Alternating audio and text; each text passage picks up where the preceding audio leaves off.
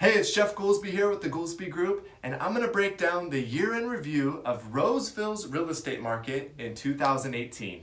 I'm going to tell you how many homes listed for sale. I'm going to tell you how many homes sold, what the average price was at the end of the year. I'm going to tell you the list to sale price percentage, and I'm going to tell you about how long it took for the homes to sell.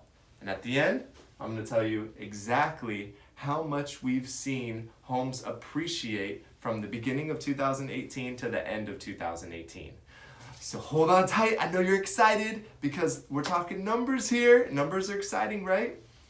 Hey, I'm kind of joking around a little bit, but listen, you know when numbers are really exciting? When they have an impact on your home's value, or when they influence your decision on whether or not you are going to step into the real estate game and buy a home.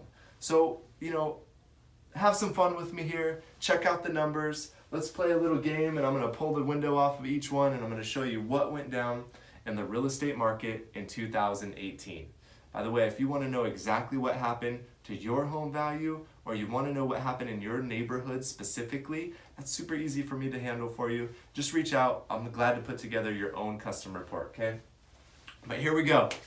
2018, homes that listed for sale in Roseville. 3,262 homes listed for sale in Roseville.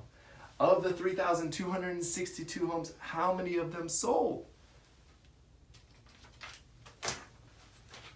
2,304 of them sold. Now you might be thinking, that's quite a big gap. That's 1,000 homes that just didn't sell. Well, yes, that's what happened. Now, not all of them just failed to sell. Some of them were withdrawn from the market. Some of them may have expired and failed to sell. But yeah, we still have a pretty big chunk of homes that just didn't sell. So, of the 2,304 homes, what was the average sales price? Well, I can tell you what the average was at the end of the year. At the end of the year, the average sales price was $480,000. Now, of that $480,000, how close was that to what sellers were actually asking for, right? Did they get all $480,000? Were they asking for less and got more? Were they asking for more and got less?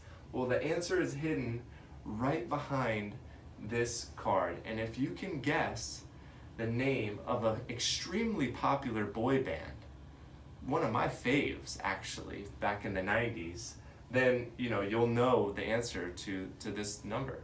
I'm not going to make you guess.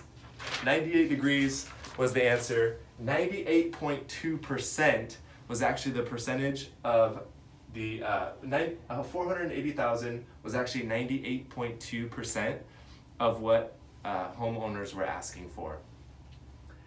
Not too bad of a number. That's pretty close to 100, right? It's still a pretty gap away from our average, which was 102.6%, just saying. But it's still a pretty good number overall. So homeowners were getting about 98.2% of what they're asking for on their sales price. Now, how long did it take for these homes to sell on average? Well, if you know the number of NHL teams, or of teams in the NHL, then you know this number as well. And I'm not going to tease you too long. It's 31. There are 31 teams in the NHL, and that's how long it took on average for homes to sell in Roseville in 2018. So that's your year-end review.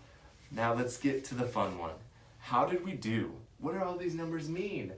Now, from the beginning of the year in 2018 to the end of the year, homes appreciated 8.3%. So at the beginning of the year to the end of the year, we saw appreciation in Roseville at 8.3%. That's a great rate of average appreciation. I don't know that we'll continue to see these types of numbers year over year over year. But either way, you should be excited if you bought your home. If you bought a home earlier in the year or later in 2017, in theory, you should see a pretty good amount of appreciation in your home already.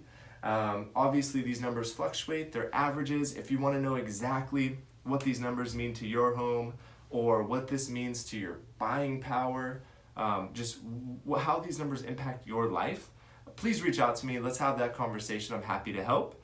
But otherwise, check back in on this blog post every month where I break down the numbers and you get to see exactly what the real estate market is doing in Roseville.